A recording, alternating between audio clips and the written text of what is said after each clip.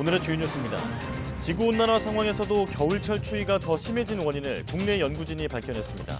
특히 우리나라의 경우 멕시코 부근 해류에 열이 쌓일수록 더 추운 겨울이 찾아왔는데 최근 해류에 축적된 열이 해소되고 있어 머지않아 겨울철 이상 고온이 나타날 것으로 전망됐습니다.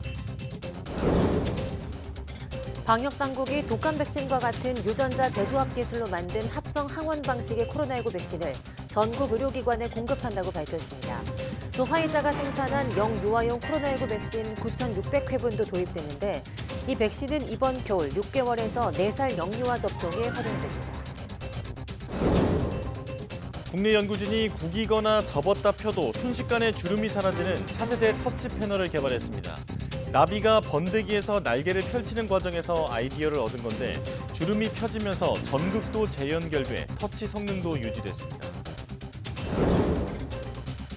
신혼부부 10쌍 중 3쌍은 맞벌이를 하면서 자녀가 없는 이른바 딩크족인 것으로 나타났습니다. 20, 30대 청년층에서 무자녀에 대한 긍정적인 인식이 크게 높아지면서 아이를 낳지 않거나 출산 시기를 늦추는 경우가 늘었다는 분석입니다. 소아과 병원이 부족하다 보니 새벽부터 소아과 건물 밖까지 긴 줄이 늘어서는 진풍경이 펼쳐지고 있습니다. 최근에는 예약의 미용자가 늘면서 예약 없이 병원에 온 환자들은 아예 진료를 받지 못하는 일까지 벌어져 정부도 제도적인 규제 방안을 고민 중입니다.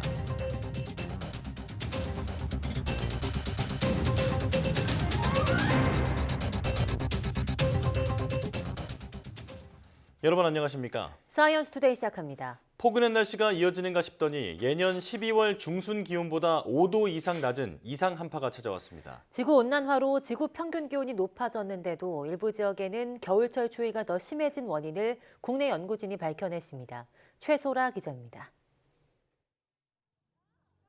영상 10도의 포근한 봄 날씨부터 영하 10도의 매서운 추위.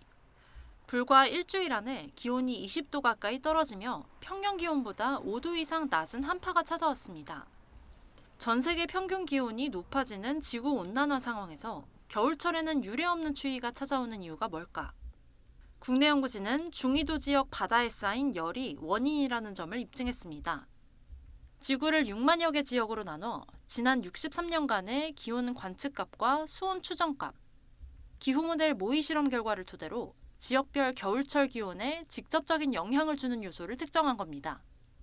분석 결과 지구 반대편 멕시코 부근에서 형성된 걸프 해류에 열이 쌓일수록 우리나라는 기온이 더 낮아졌습니다. 반대로 미국과 캐나다에 찾아온 이상 한파는 일본 부근의 쿠로시오 해류 열 축적과 관련이 뚜렷했습니다. 기존 정설이었던 지구온난화로 북극이 따뜻해지고 제트기류 방향이 바뀌어 세계 곳곳에 이상 한파가 나타났다는 분석보다 실제 관측 결과와 일치했습니다. 북극 해빙 감소의 효과는 아직 증명이 잘 되지 않았거든요. 그 제트 사행이 이루어지는 부분은 비슷한데 이제 그 원인이 북극 온난화보다는 해양 전선 지역의 열 축적이 중요하다라고 말을 하는 거고요. 연구팀은 2000년대 이후 중위도 해양 전선에 열이 계속 축적돼 그동안 겨울철 한파가 심해졌다면서 최근에는 열이 해소되는 것으로 관측돼 한동안 겨울철 기온 변동폭이 심하다가 이후에 이상 고온이 나타날 것으로 전망했습니다.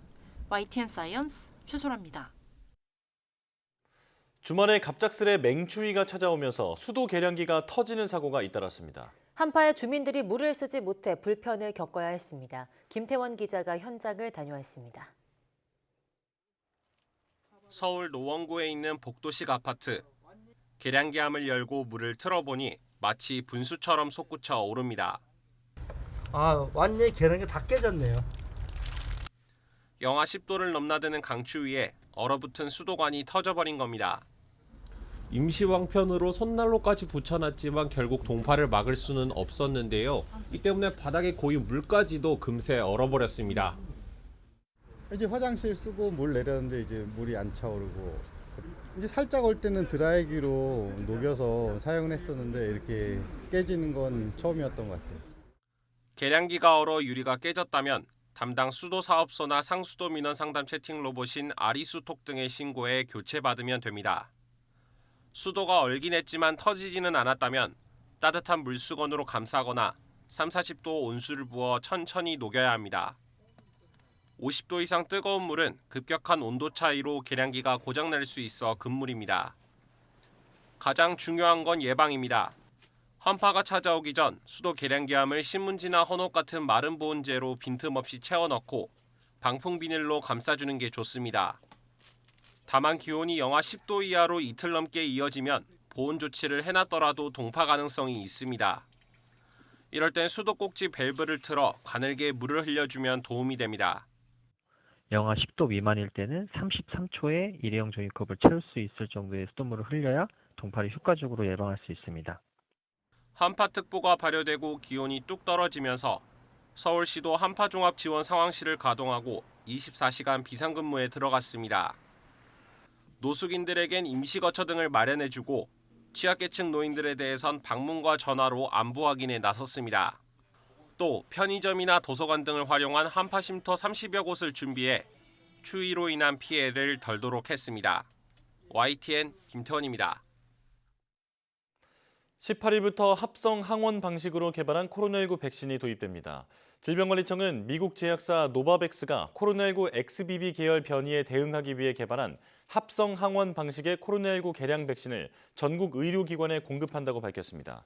이 백신은 메신저 리보핵산 mRNA 백신과 달리 B형 간염이나 인플루엔자 등과 동일하게 유전자 재조합 기술로 만든 합성 항원 백신으로 지난달 말 식품의약품안전처가 긴급 사용 승인했습니다. 노바백스 백신 예약은 질병청 사전 예약 시스템을 통해 진행됩니다. 질병관리청은 화이자가 생산하는 영유아용 코로나19 XBB 1.5 신규 백신 9,600회분을 국내에 도입한다고 밝혔습니다. 이 백신은 이번 겨울철에 6개월에서 4살 영유아 접종에 활용됩니다. 영유아의 경우 지난달 1일부터 모더나 백신으로 접종이 진행 중인데 영유아는 백신 교차 접종을 제한해 과거 초기주 기반 화이자 백신을 접종했을 경우 접종을 하지 못했습니다.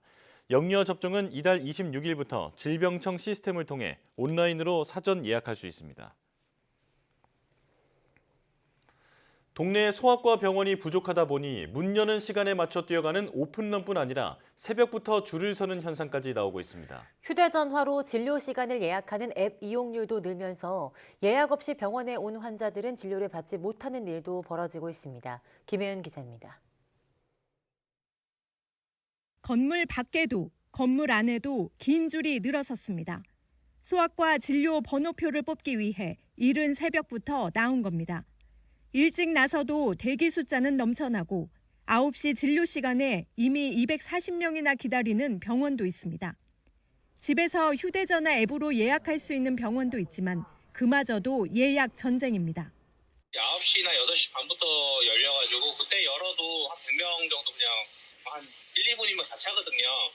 한 5시 때부터 보통 줄을 섰죠. 최근에는 예약 앱 이용자가 늘면서 인터넷 예약 없이 병원에 가면 몇 시간씩 기다리는 일까지 벌어지고 있습니다. 심지어 앱 예약자들에게 밀려 아예 진료를 못 받는 일도 벌어졌습니다. 보건복지부가 지난달 열흘 동안 인터넷 예약으로 인해 진료를 받지 못했다는 민원을 접수한 병원은 전국 30곳. 이 가운데 8곳은 병원 진료 시간이 끝나기 2시간 전에 현장 접수를 마감해 진료 거부로 보고 행정지도 명령을 내렸습니다. 고령층 등 앱을 이용하지 않는 환자들에 대한 의료 접근권을 보장하고 예약 상황을 확인할 시스템 개선이 필요하다는 지적입니다. 소아과 같은 게 지금 절대적으로 이제 부족한 상황에서는 이제 그런 앱 이용자만 이용할 수 있다든지 이렇게 차별적으로 하는 거는 조금 문제가 될 수 있지만 사전에 소비자들이 충분히 알 수 있으면 사실 이 문제는 해결할 수 있다고 생각하거든요. 정부는 감시 강화와 함께 제도적인 규제 방안을 고민하겠다고 밝혔습니다.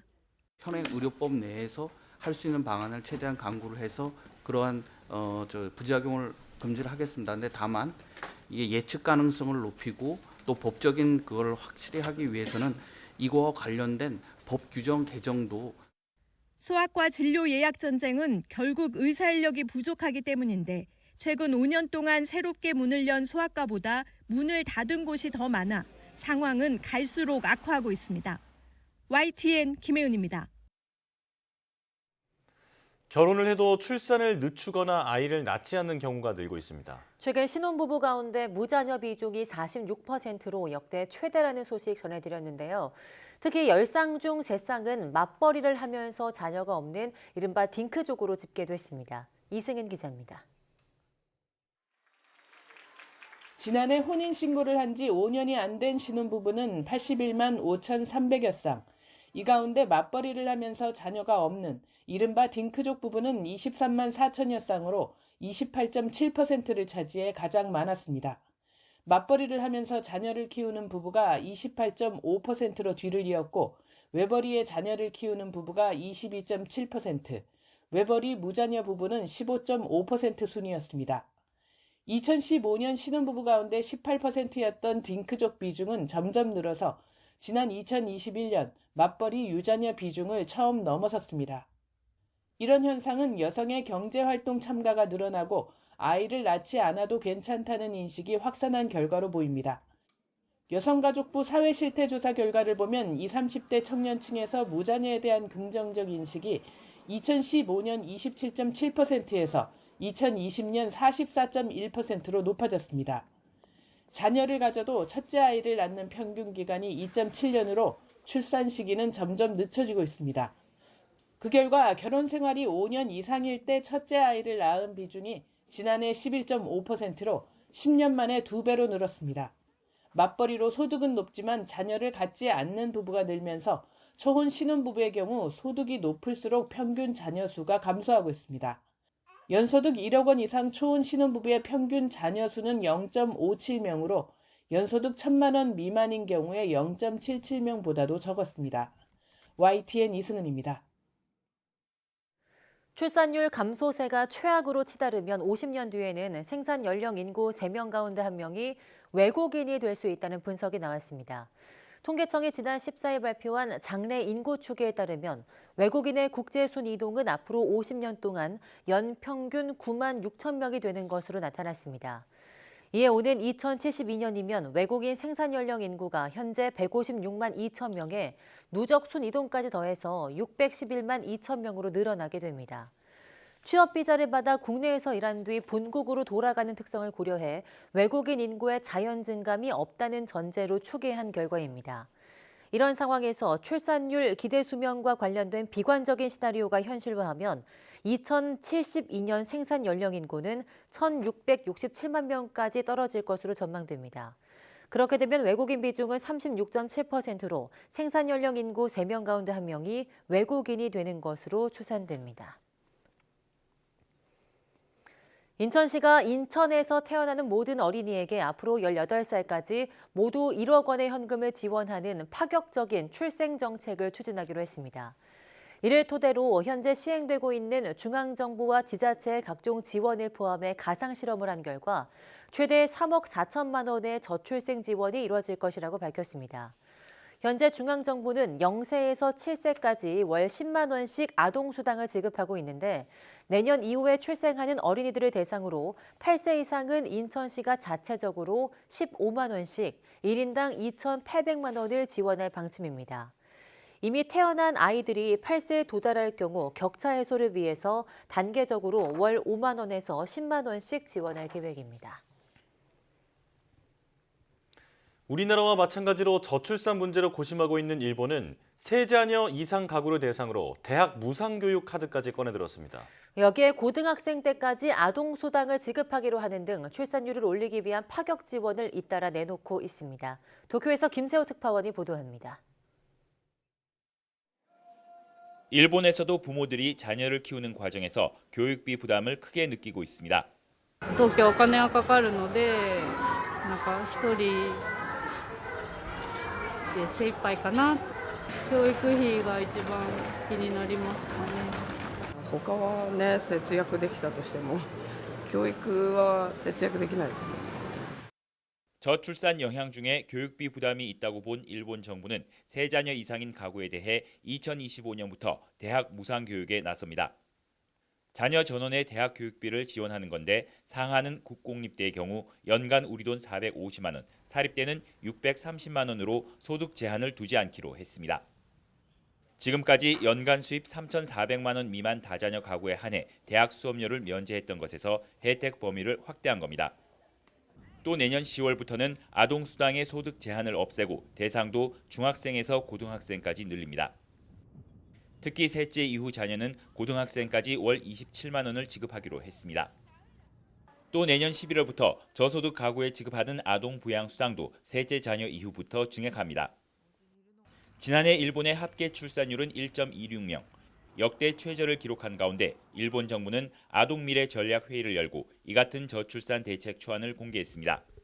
少子化は我が国が直面する最大の危機であり、各種政策についてスピード感ある実行が重要と申し上げてきました。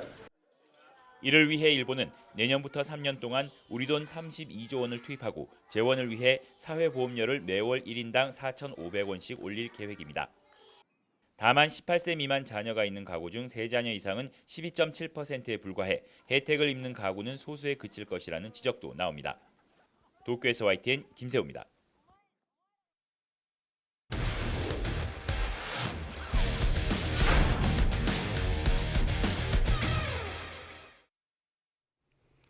과학기자와 함께 전 세계 도시 속에 숨겨진 과학 문화유산을 알아보는 코너입니다. 과학도시 최소라 기자와 함께하겠습니다. 어서 오세요. 안녕하세요.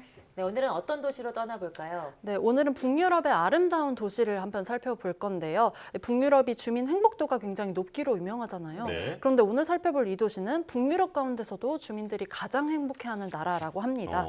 더 나아가서 지구를 행복하게 만드는 녹색의 도시, 탄소 중립의 도시인데요. 준비된 영상 보시고 어디인지 감 잡아보시겠습니다.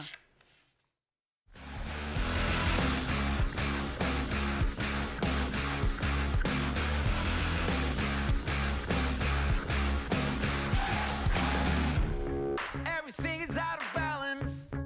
Everything is mirror black. Everything is reflections. Can you feel my panic attack? Everything is just crazy. I'm in a monster's choke. And it feels like breathing fat black smoke. 네, 오늘의 과학도시는 덴마크의 수도 코펜하겐입니다. 이 덴마크는 OECD 국가 가운데서 국민 행복도가 가장 높은 나라 1, 2위에 항상 이름을 올리고 있고요. 특히 수도 코펜하겐은 올해 일과 생활 균형, 그러니까 워라벨이라고 하죠. 이 워라벨이 가장 좋은, 살기 좋은 도시로 꼽히기도 했습니다. 네. 그런데 이 코펜하겐은 시민의 행복을 넘어서 지구의 행복을 위한 탄소 중립까지 정책을 활발하게 펼치고 있어서 전 세계 정부의 주목도 받고 있습니다. 조금 전에 영상을 보니까 정말 행복의 나라다. 네, 이런 생각이 들더라고요. 자, 그런데 코펜하겐이 동화의 도시라고 불린다면서요? 네, 그렇습니다. 이 코펜하겐에서 수많은 문학 작품이 태어났기 때문인데요. 이 대표적인 동화 작가죠. 안데르센이 이 코펜하겐에서 나지는 않았지만 교육을 받고 자라왔습니다. 이 안데르센은 덴마크 오덴세에서 태어났는데 쭉 코펜하겐에서 살았고요. 또 코펜하겐 대학에서 교육을 받았습니다. 네. 이 엄지공주와 인어공주, 또 송영파리 소녀, 미운 오리 새끼와 등 이 다양한 동화 유명하죠. 이 네. 코펜하겐에서 태어났다고 볼 수가 있겠습니다. 그렇군요. 그뿐 아니라 셰익스피어의 4대 비극 중 하나인 햄릿의 배경이 되는 곳도 이 코펜하겐입니다. 이 때문에 코펜하겐에는 이 인어공주 동상도 있고요. 또 햄릿의 배경이 됐던 햄릿 성도 있거든요. 그래서 이곳들이 필수 방문지라고 할 수 있겠습니다. 네, 그 아름다운 자연이 있어서 그런지 많은 문학이 탄생했는데요. 문학 매니아 분들이라시라면 꼭 한번 가보시면 좋을 것 같은데 이곳에 최근에 탄소 중립 정책으로 전 세계 정부가 주목하고 있다고요? 네, 그렇습니다. 이 코펜하겐의 또 다른 매력이 이런 친환경 면모에 있습니다.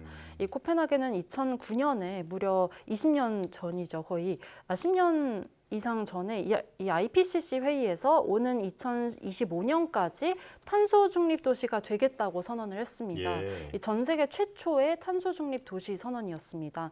이렇게 이 선도적인 선언을 할 수 있었던 거는 이 코펜하겐이 오일 쇼크가 있었던 1970년대 중반부터 이 에너지 전환 정책을 꾸준히 추진해 왔기 때문입니다. 네. 이 기업이 탄소 중립에 기여를 하는 경우에 인센티브를 제공하는 등의 이런 적극적인 정책을 펼쳐왔고요. 또 이 불가피하게 배출되는 온실가스의 경우에는 그걸 상쇄할 만큼의 충분한 재생 전력을 생산해서 탄소 중립을 구현하려고 오랫동안 노력을 해왔습니다. 네. 이 덕분에 코펜하겐을 포함해서 덴마크가 일찍부터 이 유럽에서 에너지 집약도가 가장 낮고 또 에너지 효율이 가장 높은 곳으로 꼽혔습니다. 이 더 인상 깊은 점은 이 같은 탄소 중립 정책에 대해서 이 시민들의 공감과 지지가 높았다는 점인데요. 이 시민들의 자전거 사랑에서 그 모습이 단적으로 드러납니다. 예. 이 덴마크의 자전거 보급률이 무려 90%에 달하고요. 이 교통수단 가운데 자전거의 분담률이 무려 30%를 넘습니다. 특히 코펜하겐에서 시민 60%가 자전거로 출퇴근하는 것으로 집계가 됐습니다. 이 같은 친환경 교통수단 이용을 유지하기 위해서 이 덴마크 정부는 2012년부터 이 자전거 고속도로를 약 200km 구간에 도입을 했습니다. 이 자전거 고속도로 덕분에 이 코펜하겐의 일부 구간들이 자동차로 이동하는 것보다도 이 자전거로 이동하는 게 더 빠를 정도라고 합니다. 네. 이 덴마크는 2045년까지 코펜하겐을 포함해서 29개 지자체 전부에 이 모두 800km 이상의 자전거 고속도로를 구축할 계획입니다. 이 밖에도 덴마크는 자동차 판매량의 절반 이상이 전기차와 하이브리드 자동차이기도 하고요. 예. 이미 전체 자동차에서 전기차가 차지하는 비중도 4%를 넘어섰습니다. 그 배경으로는 덴마크에서 일반 자동차를 구매할 때는 이 등록세가 차 가격의 180%에 해당하거든요. 그런데 이 전기차를 구매하면은 세금이 전액 면제가 되는 이런 파격적인 세제 혜택이 있습니다. 네네네. 이 덴마크 정부는 이 전기차의 편리성도 개선하기 위해서 이 충전소도 활발하게 확충하고 있습니다. 예. 전 세계 도시들이 앞으로 나아가야 할 방향을 미리 보여주고 있는 도시가 아닌가 이런 생각이 드는데요. 자, 온실가스 배출 자체를 줄이려는 노력을 봤는데 이번에 에너지 전환을 위한 노력도 살펴볼까요? 네, 이 덴마크는 지난해를 기준으로 국가 전체 소비 전기 가운데 재생에너지에서 얻은 이 전기가 75%를 차지했습니다. 네. 이 덴마크의 재생에너지원 가운데 대표적인 게 풍력 발전인데요. 이 코펜하겐 앞바다에 위치한 풍력 발전 단지의 모습을 영상으로 준비했습니다. 네. 이 2000년도에 건설된 미델 그룬덴 풍력 발전 단지인데요. 이 20년 전에 당시 세계 최대의 해상 풍력 발전 단지로 지어져서 이 첫 해 연간 이 8만 5천 메가와트시의 전력을 생산을 했고요. 네. 이 줄곧 코펜하겐 전체 소비 전력량의 3에서 4%를 담당했습니다. 현재는 터빈이 설계 수명 20년의 연한이 다 되어가서 이 터빈을 업그레이드하는 논의가 진행되고 있습니다. 이 미델 그룬덴 외에도 이 덴마크에는 곳곳에 풍력 발전소가 설치가 돼 있어서요. 이 풍력 발전이 덴마크 전체 전기 생산의 절반 이상을 차지하고 있습니다. 덴마크는 2030년까지 해상 풍력 발전을 현재의 4배로 확대할 계획이라고 밝혔고요. 이 계획이 성공을 한다면 이 덴마크의 이 인접 국가까지 약 1,400만 가구에 대해서 전력을 공급할 수 있게 됩니다. 예. 또 2050년까지 모든 에너지 부문에서 재생에너지 전환을 목표로 하고 있다고 덴마크 정부는 밝혔습니다. 네네. 네, 코펜하겐에 그런데 이런 발전소들 말고 굉장히 아름다운 관광지로 변모한 발전소가 있다고요? 네, 그렇습니다. 앞서 맨 처음 나왔던 영상에서도 잠깐 등장했는데요. 바로 아마게르 바케라는 열 병합 발전소입니다. 이 다른 나라에서는 혐오 시설인 쓰레기 소각장을요, 이 에너지 생산 시설을 넘어서 시민 친화 시설로 바꾼 혁신적인 사례인데요. 예. 영상으로 나오고 있죠. 이 보시는 곳이 아마게르 바케인데 언뜻 보기에는 이 사람들이 스키를 타거나 여기에서 이제 시설을 즐기는 관광지 같이 생겼는데 이 구조물 아래에서 소각장이 있는 거고요. 이 쓰레기가 소각되고 있고 여기서 나오는 열들이 공기가 정화돼서 밖으로 배출이 되는 겁니다. 네. 저기에서 나오는 공기가 깨끗한 공기라는 건데요. 이를 통해서 지역으로 전기까지 이 난방까지 공급이 되고 있습니다. 이 아마게르 밖에서 처리하는 쓰레기량이 인근 60만 명의 시민과 또 7만 개의 사업체에서 나오는 쓰레기 분량이라고 하는데 재활용이 불가능한 것들만 처리가 됩니다. 이 원리를 보면은 소각열이 보일러를 통해서 증기로 전환이 되고 이 증기가 터빈을 돌려서 전기를 생산하고 이 열은 반면에 난방 시스템으로 공급이 되는 겁니다. 이 시설은 세계에서 가장 깨끗한 쓰레기 소각장으로 꼽히고요. 또 에너지 효율성도 뛰어나다고 여겨집니다. 다만 기술력이 굉장히 높은 만큼 건설 비용이 굉장히 많이 들어서 예산을 초과했던 문제로 비판을 받은 적도 있습니다. 하지만 혐오 시설을 시민 친화적으로 바꿔서 많은 사람이 사랑하는 명소로 만들었다는 점에서 이 전 세계적으로 의미 있는 건축물로 볼 수 있겠습니다. 네, 자 우리도 본받을 게 많아 보이는데요. 그런가 하면 코펜하겐 내부 문제뿐 아니라 그린란드의 빙하 문제에도 관심을 쏟고 있다고요. 네, 그렇습니다. 이 그린란드는 남극과 함께 수천 미터의 빙하로 덮인 유일한 이 거대한 섬인데요. 네. 이 그린란드가 덴마크령이거든요. 때문에 덴마크에서는 빙하와 기후 변화에 대한 연구가 활발한데요. 대표적으로 코펜하겐 대학과 그린란드 지질조사소의 빙하 보관소가 유명합니다. 예. 여기에서는 지난 60년어치의 그린란드 얼음이 보관이 돼 있습니다. 직접 이렇게 그린란드에서 가져온 거거든요. 이 빙하에 기록된 지구 대기의 이산화탄소량과 같은 이런 대기 조성이 전부 기록이 돼서 이걸 전부 분석을 하고 또 연구도 진행을 하고 있습니다. 이 기후변화로 전 세계가 이상기온 등으로 골머리를 앓고 있잖아요. 이런 상황 속에서 이 빙하보관소가 지구기후의 보고라고 불릴 정도로 귀중한 정보를 간직하고 있는 셈입니다. 뿐만 아니라 이 그린란드 현장에서 빙하의 손실량 등도 이 연구를 하고 있어서 이 연구소에서는 전 세계적으로 유의미한 연구 성과들이 자주 발표가 되고 있습니다. 예. 이 앞으로도 기후변화가 더욱더 큰 문제로 부상을 하면서 이 연구소의 역할도 더 커질 것으로 전망됩니다. 네, 정말 코펜하겐 친환경 도시 조성에 이어서 기후변화에 대한 굉장히 적극적인 연구까지 이루어지고 있는 것 같은데요. 우리나라가 배울 점이 참 많은 그런 도시인 것 같습니다. 오늘 말씀 잘 들었습니다. 고맙습니다. 감사합니다.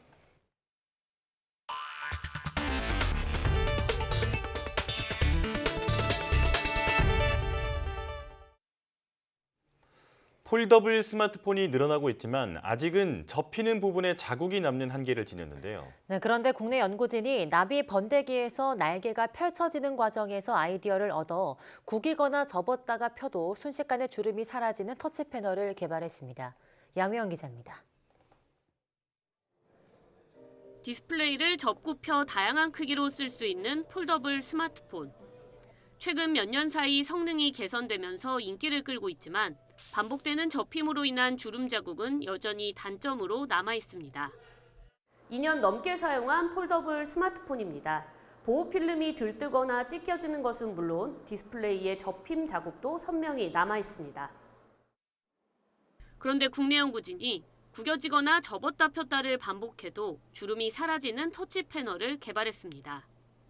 이 터치 패널은 3개의 층으로 이루어졌는데 부드러움과 딱딱함을 700배까지 조절할 수 있는 형상기억 폴리머에 은 나노와이어와 엘라스토머 층을 결합해 만들었습니다. 아무렇게나 구겨진 터치 패널은 단단한 상태를 유지하다가 전류를 흘려주면 은 나노와이어가 전열기 역할을 해 표면이 부드러워지면서 주름이 사라지는 겁니다. 심하게 구겨놨던 터치 패널을 꺼내 열을 가하자 1초 만에 주름이 펴졌는데 이때 전극도 재연결되면서 터치 성능도 그대로 유지되는 것을 확인했습니다. 이렇게 구겨진 이제 터치 패널은 이제 인위적으로 이제 전열을 가해서 이 형상기억 폴리머가 부드러워지고 그와 동시에 이제 주름이 펴지는 이런 효과를 제공할 수가 있습니다. 연구진은 나비의 우화 과정에서 날개 주름이 사라지며 단단해지는 것에 착안해 이 터치 패널을 개발했습니다. 또 개발한 터치 패널은 800번 이상 접었다 폈다를 반복하는 실험에서 95% 이상으로 초기 성능을 유지해 내구성도 확인했습니다.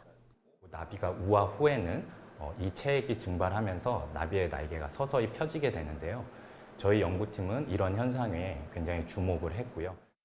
연구진은 폴리머 기반의 발광 소자와 결합해 구김없는 디스플레이 개발도 가능할 것으로 보고 후속 연구도 진행 중입니다.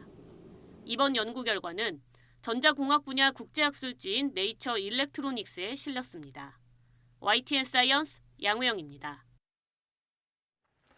LG전자는 다음 달 미국 라스베이거스에서 열리는 정보기술 가전 박람회 CES에서 글로벌 자동차 유리업체 생고뱅 세큐리티와 함께 차세대 차량용 투명 안테나를 선보인다고 밝혔습니다. LG전자는 이번에 공개할 투명 안테나는 유리에 적용되는 투명한 필름 타입으로 5G와 위성통신, 위치정보 시스템 등 다양한 통신을 지원하게 된다고 설명했습니다. LG전자는 제품 개발 과정에서 안테나 패턴을 투명하게 만드는 설계 기술, 투명 전극 소재 기술 등 80여 건의 특허를 획득했다고 덧붙였습니다. 해킹 그룹 어나니머스 수단이 최근 발생한 챗GPT 접속 장애가 자신들의 소행이라고 주장했습니다. 미 경제매체 비즈니스 인사이더에 따르면 이 해킹 그룹은 지난 13일 텔레그램에 이같이 밝히고 탈브로다가 해고되고 챗GPT가 팔레스타인에 대한 비인간적 시각을 멈출 때까지 챗GPT에 대한 공격을 계속할 것이라고 경고했습니다. 탈브로다는 오픈 AI의 리서치 플랫폼 책임자로 어나니머스 수단은 그를 집단 학살 지지자라고 비판했습니다. 챗GPT는 지난달 8일 약 90분간 대규모 접속 장애가 발생한 것에 대해서는 디도스 공격의 징후를 포착했다고 밝혔지만 지난 13일 오전 약 40분간 발생한 장애 원인에 대해서는 언급하지 않았습니다. 프랑스에 이어 독일 정부가 예고 없이 전기차 보조금 제도를 갑자기 중단했습니다. AFP 통신 등에 따르면 독일 경제부는 현지 시간 16일 전기차 구매자들이 보조금을 신청할 수 있는 마지막 날이 될 것이라고 밝혔습니다. 독일 정부의 이 같은 조치는 연방헌법재판소가 올해와 내년 예산안에 위헌 결정을 내려 정부가 대대적인 지출 축소를 결의하며 예산 계획을 변경한 데 따른 겁니다. 독일은 그동안 전기차를 구매하는 소비자 한 명당 수천 유로의 보조금을 지급해 2016년 이래 210만 대가 100억 유로, 약 14조 1,560억 원을 받았습니다. 현재 업계에서는 이 같은 조치가 이미 중국, 미국과 어렵게 경쟁하고 있는 독일 자동차 제조사에 심각한 타격이 될 것이라고 경고했습니다.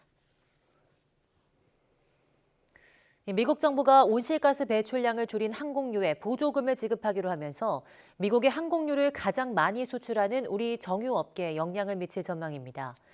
미국 재무부는 인플레이션 감축법에 따라 지속 가능한 항공유에 지급하는 세액 공제 관련 세부 규정을 발표했습니다. 규정에 따르면 석유로 만든 항공유보다 온실가스를 50% 이상 줄인 지속 가능한 항공유에 1갤런당 1.25에서 1.75달러 세액 공제를 제공하게 됩니다. 우리나라는 지난해 미국에 38억 달러, 5조 원 상당의 항공유를 수출해서 미국 전체 수입량의 절반 이상을 차지했습니다. 이에 따라 미국 항공업계가 지속 가능한 항공유를 적극적으로 사용할 경우 한국 정유업계도 생산 체계를 신속하게 전환해야 할 것으로 보입니다.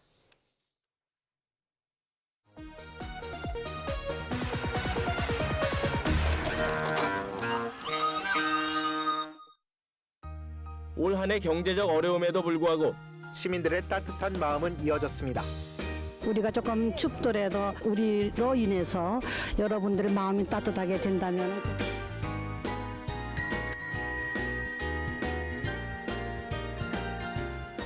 연말연시 성금 모금의 대명사로 반세기 이상 자리를 잡아온 크리스마스 실의 유래에 대한 설명이 한창입니다. 크리스마스를 붙여서 보내면 무엇을 실천하게 됩니까? 사랑, 이웃 간의 사랑을 실천하게 됩니다. 친구 간에도 사랑을 실천하게 되죠. 학생들을 통한 반강제적인 실 판매가 아니냐는 비난도 있지만 어려운 환경 속에서도 이웃을 돕는 아름다운 손길이 이어졌습니다. 구세군 악단의 은은한 연주 속에 이웃사랑의 발길이 이어졌습니다. 고사리 손들도 작은 쌀 보퉁이를 손에 쥐고 긴 행렬을 이뤘습니다. 배고플 때 쌀 주러 왔어요. 주민들의 정성이 담긴 쌀은 외롭고 어려운 사람들에게 전달됩니다. 자, 할머니 쌀 받으세요. 네, 아이고 고맙습니다. 모아준 거거든요. 통통하게 살찐 돼지 저금통의 배에서 동전들이 쏟아져 나옵니다. 어려운 이웃을 돕기 위해 한 해 동안 소중하게 모아온 동전들입니다. 유치원에 있는 돼지 저금통에 넣어가지고요. 어려운 사람을 도와줄 거예요. 연말이 한 달도 채 남지 않은 도심의 저녁거리는 화려하기만 합니다. 그러나 이웃을 돕기 위해 경찰관들이 마련한 자선 공연은 조촐했지만 정겨움이 가득했습니다. 이번 자선 공연은 평소 뜻이 맞는 선후배 사이인 경찰들이 어려운 이웃들을 돕기 위해 마련됐습니다. 이 같은 봉사활동으로 우리 사회에도 기부 문화가 확산되면서 이제는 연말뿐만 아니라 1년 내내 이웃사랑이 이어지길 기원합니다.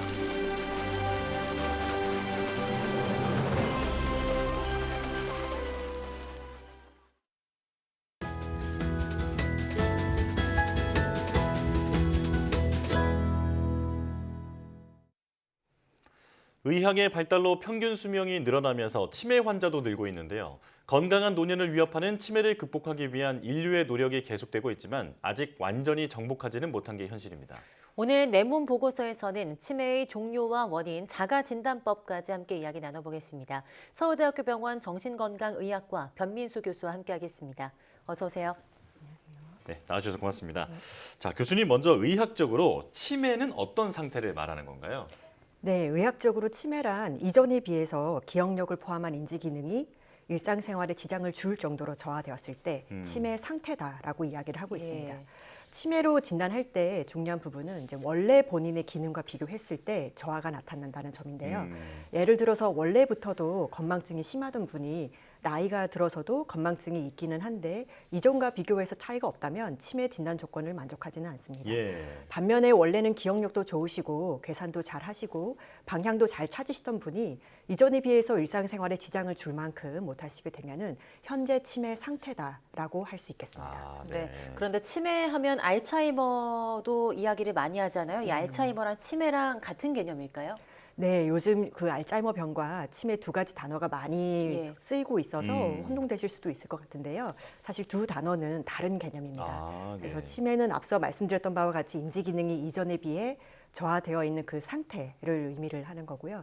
그래서 일단 치매라는 상태가 진단이 되면 그 다음에는 치매라는 상태에 이르게 한 원인이 무엇인지를 진단하게 되는데요. 네. 이 치매 상태를 일으킬 수 있는 다양한 원인 중에 하나가 바로 알츠하이머 병입니다. 그래서 알츠하이머 병은 뇌의 이상 단백질 축적으로 인해서 신경세포가 서서히 파괴되는 퇴행성 뇌질환의 일종입니다.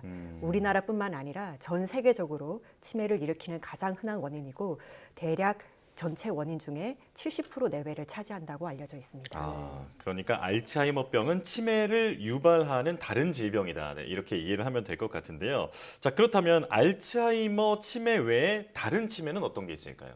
네, 치매 상태를 일으킬 수 있는 원인은 개수로만 보자면 매우 다양하지만 크게는 세 가지로 분류해 볼 수 있습니다. 네. 하나는 뇌의 이상 단백질 문제로 신경세포가 서서히 파괴되는 퇴행성 뇌질환이 있습니다. 이 분류에는 앞서 말씀드린 알츠하이머병 외에도 파킨슨병 치매, 루이소체 치매, 전축두엽 치매 등이 여기에 속합니다. 두 번째로는 뇌경색이나 뇌출혈 발생 직후에 인지 기능이 손상되는 혈관성 치매와 같은 혈관성 원인이 있습니다. 예. 한편 퇴행성도 또 혈관성 원인이 아닌 경우에도 치매가 발생할 수는 있습니다. 예를 들어서 신체적 질환으로 인해서 전신 상태가 안 좋거나 아니면 뇌종양이나 수두증과 같이 뇌에 다른 이상 소견이 있거나 또는 우울증이 심한 경우에도 치매 증상을 보일 수 있습니다. 네, 그 치매 증상을 보이는 원인이 말씀하신 알츠하이머병뿐만 아니라 굉장히 많은 것 같은데요. 네. 그럼 이러한 치매 초기 증상은 어떤 것들이 있을까요? 네, 가장 흔한 원인인 알츠하이머성 치매를 대표로 말씀을 드리면 네. 사실 이제 초기에 최근에 있었던 일에 대한 건망증이 서서히 나타나서 서서히 나빠지는 것이 가장 큰 특징입니다. 네. 초기에는 치매 상태라고 하더라도 상대적으로 먼 과거에 있었던 일은 잘 기억하시기 때문에 치매가 아니라고 생각하실 수도 있습니다. 또 그 외에도 날짜나 방향 감각이 예전보다 떨어지거나 사람 이름이나 물건 명칭이 바로 생각나지 않는다거나 복잡한 기계를 다루는 능력이 이전보다 서툴러지시는 모습이 나타날 수 있습니다. 그리고 이 외에도 기분이 우울하다, 잠이 안 온다, 불안하다와 같은 증상이 자주 동반되기도 합니다. 예, 초기에 최근에 있었던 일이 서서히 기억이 나지 않는다. 이게 가장 큰 증상이라고 말씀해 주셨는데요. 자, 그런데 치매하면 대부분 노년기에 나타나는 걸로 저희가 알고 있는데 젊은 사람들도 요즘 많이 걸린다면서요? 네, 치매는 통상적으로 우리가 노년기라고 일컫는 65세 이후에 많이 생기지만 65세 이전에도 치매가 생길 수 있고 실제로 40, 50대인 치매 환자분들의 수가 꽤 있습니다. 네. 그래서 노년기 이전에 발병하는 치매를 초록이 치매라고 이야기합니다. 초록이 치매를 일으킬 수 있는 원인은 노년기와 유사하게 다양합니다. 앞서 말씀드린 알츠하이머 병도 65세 이전에 조기에 발병하기도 하고요. 또 주로 성격의 변화가 먼저 나타나는 전측두엽 치매의 경우에도 초록이에 발병하는 경우가 많습니다. 네, 지금 시청하시는 분들도 나 요즘 기억 잘 안 나는 것 같은데 하고 좀 불안하신 분들 많이 계실 것 같은데요. 지금 이 자리에서 확인할 수 있는 자가진단법 같은 것들이 있을까요? 네, 보통은 본인의 자가보고보다는 같이 사는 가족과 같이 본인을 잘 아는 사람의 보고가 더 정확한 것으로 알려져 있습니다. 네. 따라서 나를 잘 아는 가까운 사람이 검사를 받도록 권유한다면 병원 방문을 고려해 보시는 것이 좋겠습니다. 화면에 보시는 건 주관적 기억 감퇴 설문입니다. 네, 그렇군요. 자, 지금 상당히 많은 그 기억 감퇴 설문지가 있는데 14가지 잘 한번 보시고 이제 가족이 혹시나 여기에 해당되는 것 같다 싶으면 반드시 검사를 권하는 게 좋겠습니다. 네.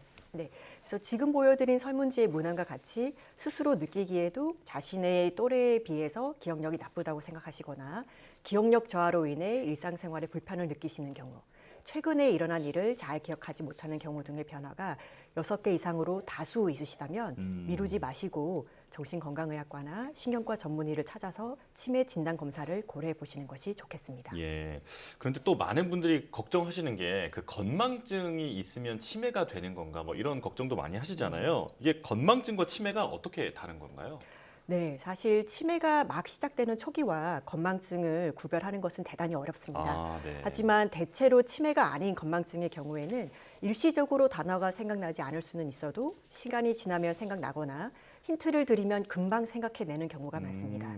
또한 중요한 일은 비교적 잘 기억하고 시간이 지나더라도 더 심해지지 않는 경우가 많습니다. 하지만 치매에서는 대화를 나누었다는 사실 자체 또는 경험 자체를 완전히 잊어버리는 일이 흔하게 나타나고 힌트를 드리더라도 아예 기억을 못 해내는 경우가 잦습니다. 네. 따라서 40, 50대에 나타나는 건망증이라고 하더라도 이런 특징들을 보이고 시간이 갈수록 점점 빈도가 늘고 심각해진다면 병원을 방문해 보시는 것이 필요하겠습니다. 또한 단순 기억력이 떨어지는 것과 의학적인 치매 진단은 엄밀하게 말하자면 다른 개념입니다. 네, 치매 환자들이 가장 무서워하는 이유 중에 하나가 이게 한번 진단이 되면 완치가 없다 이런 말이 있기 때문이지 않을까 싶은데요. 진단 시점보다 경과가 더 좋아지는 경우도 있을까요? 네. 앞서 말씀드렸다시피 치매 상태를 일으킨 원인이 무엇이냐에 따라서 경과가 달라집니다. 뇌과적 치료나 수술을 통해서 호전될 수 있는 원인이라면 원인 교정을 통해 원래 상태로 회복되기도 하기 때문에 치매가 의심되면 빨리 병원에 내원하여 검사를 받아보시는 것이 필요하겠습니다. 또 혈관성 치매의 경우 통상적으로는 뇌졸중 직후 인지 기능이 급격히 나빠졌다가 다시 부분적으로 회복되기도 하고 또는 혈관성 치매 그 자체만으로는 더 이상 진행하지 않는 경우들이 있어서 이 경우에는 뇌졸중이 재발하지 않도록 항혈전제 투약 등 뇌졸중 치료에 준해서 치료를 잘 받는 것이 필요하겠습니다. 다만 알츠하이머병과 같은 퇴행성 뇌질환의 경우에는 아직까지는 병 진행 자체를 완전히 막거나 아니면 원래대로 회복시키는 치료법이 나오지는 않았기 때문에 치료를 한다고 하더라도 나이가 듦에 따라 인지기능 저하가 좀 더 진행할 수 있습니다. 하지만 뇌의 이상 단백질 자체를 없애는 근본적인 치료법은 아니라 하더라도 현재 처방 가능한 인지기능 개선제를 꾸준히 드시면서 운동과 같은 신체 활동과 인지환절 등의 활동을 병행하시고 신체적 건강이 잘 유지되시는 경우에는 나이가 들어도 진행 속도를 보다 완만하게 할 수 있기 때문에 적극적인 치료를 받으시는 것이 중요합니다. 또 알츠하이머 병의 경우에는 최근 뇌 이상 단백질인 아밀로이드라는 단백질의 축적을 없애는 항체 치료제가 개발되어서 미국 식약처에서 승인받은 바 있습니다. 네. 그래서 국내에서도 향후 이 약제가 치료 현장에 도입된다면 이전에 비해서는 진행 속도를 늦추는데 도움이 될 수 있을 것으로 기대합니다. 네, 이 퇴행성 뇌질환 같은 경우 그게 원인이 되는 경우에는 아직까지는 이제 뚜렷한 치료가 이제 어려운 상황이긴 하지만 그래도 다양한 원인이 있으니까 치료가 될 수 있는 경우도 있다고 하니까 빨리 진단을 받아보는 게 좋겠다는 생각이 드는데요. 자, 마지막으로 치매 예방법에 대해서 짚어주시죠. 네. 치매 예방의 기본은 운동 등의 신체 활동과 영양 섭취를 통해 평소 신체적 건강을 잘 유지하는 것입니다. 특히 중년기의 고혈압, 당뇨 등 혈관성 위험 요인들은 단순히 혈관성 치매뿐만 아니라 알츠하이머성 치매에서도 중요한 것으로 알려져 있기 때문에 중년기부터 미리 예방, 치료하는 것이 중요합니다. 또한 우울증도 만성적으로 방치할 경우에 치매가 발생할 위험이 높아지기 때문에 우울증이 있다면 적극적으로 치료받으실 필요가 있습니다. 결국 신체적, 정신적 건강을 잘 유지하고 정기적인 의학적 검사를 받는 것이 치매에 대한 기본적인 예방법이 되겠습니다. 네, 한 설문조사를 보니까 노인들이 가장 무서워하는 질병이 암이 아니라 또 치매라고 하더라고요. 이 치매 원인이 굉장히 다양하니까요. 운동도 열심히 하시고 식이요법도 잘 해주시는 게 좋을 것 같고 말씀처럼 정기적인 검진도 꼭 필요할 것 같습니다. 서울대학교 병원 정신건강의학과 변민수 교수와 함께했습니다. 고맙습니다. 고맙습니다. 감사합니다.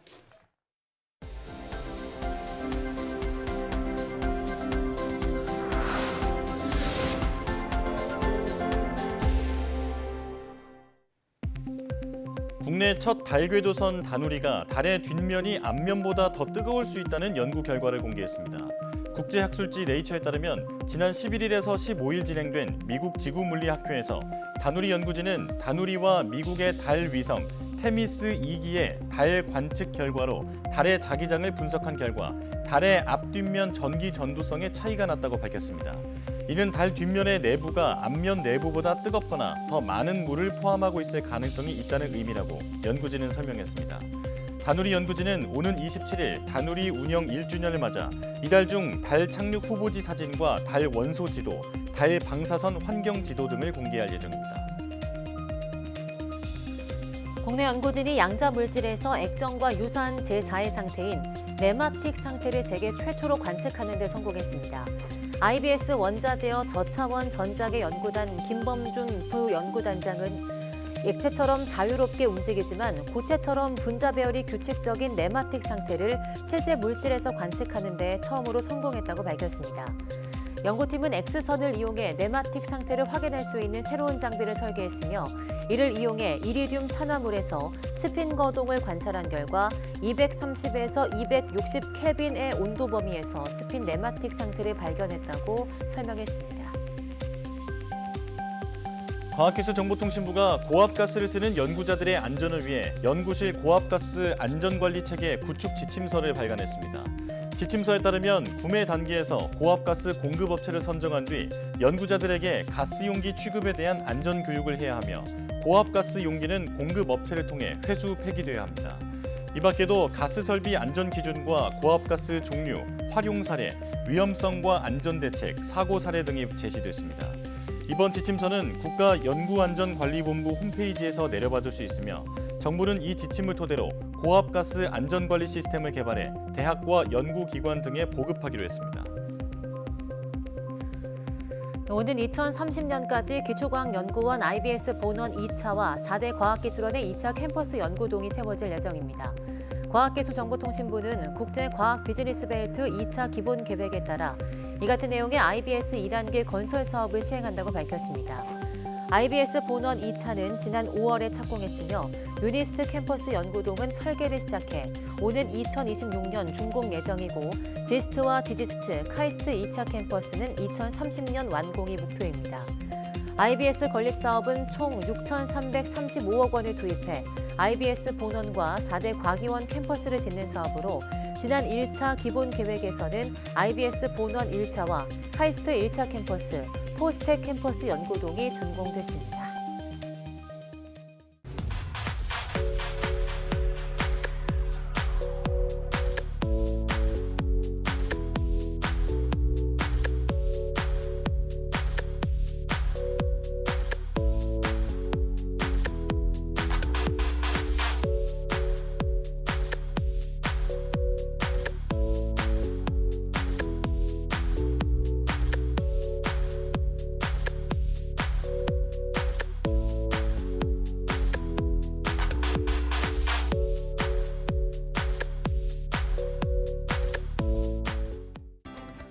전국적으로 비나 눈이 내린 뒤 기온이 많이 떨어지면서 도로 위 살얼음, 즉 블랙아이스 사고가 많아지고 있습니다. 이러한 블랙아이스는 육안으로 식별이 어려워서 겨울철 도로에서는 언제나 주의를 기울여야 하는데요. 네, 그림자가 지는 터널의 진출입 구간은 특히 블랙아이스 현상이 심하니 더 주의해 주시고 차간 거리도 평상시보다 넉넉히 두신 후 서행 운전해 주시기 바랍니다. 네, 뉴스 마칩니다. 시청해 주신 여러분 고맙습니다.